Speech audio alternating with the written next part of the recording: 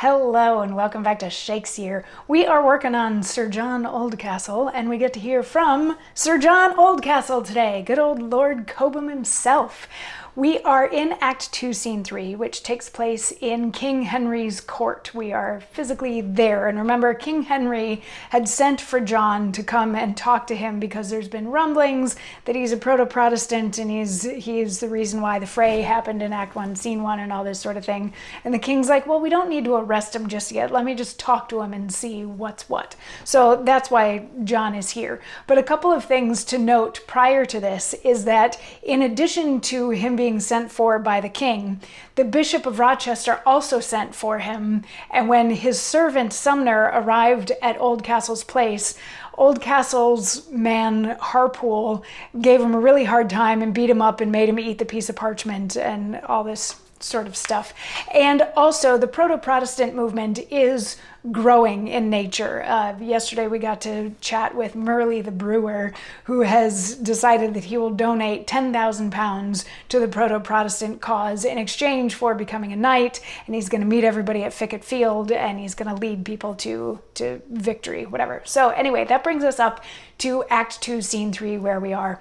And the scene kicks off. We've got the king, we've got his court, we've got Sir John Oldcastle there, and John is like kneeling to the king. And the king is like, I've been hearing some not so great things about you lately, and I'm hoping that they're not necessarily true.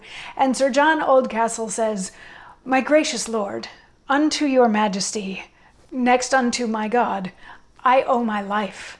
And what is mine, either by nature's gift or fortune's bounty, all is at your service.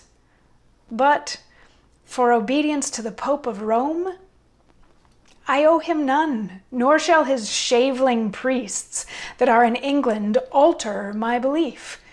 If out of Holy Scripture they can prove that I am in an error, I will yield and gladly take instruction at their hands.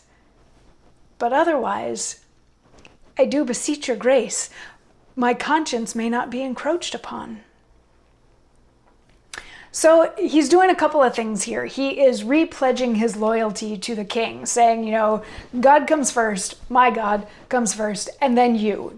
That's where my loyalties lie. But he's like, I don't owe anything to the Pope or to the Catholic Church. He's like, if they can prove to me that I'm in the wrong, if they can look in the Bible, if they can look in the Scripture and prove to me that I am wrong in my beliefs, I'll yield. But until such time, please tell them to back off and don't let them make me believe one thing over another thing. He's like, please just let me believe what I believe. So King Henry is like, okay, that makes sense, and I don't want to force people to believe stuff, but you need to be careful and don't be giving the bishops ammunition against you. And John is like, I promise I'm a good upstanding citizen, and whatever they throw at me, I can take it. And Henry's like, okay, good enough. What's that you got there?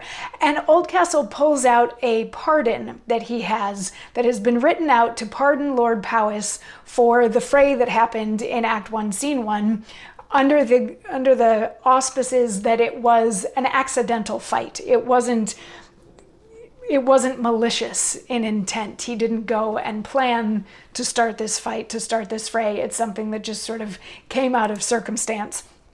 So he's hoping that Powys can be pardoned for that.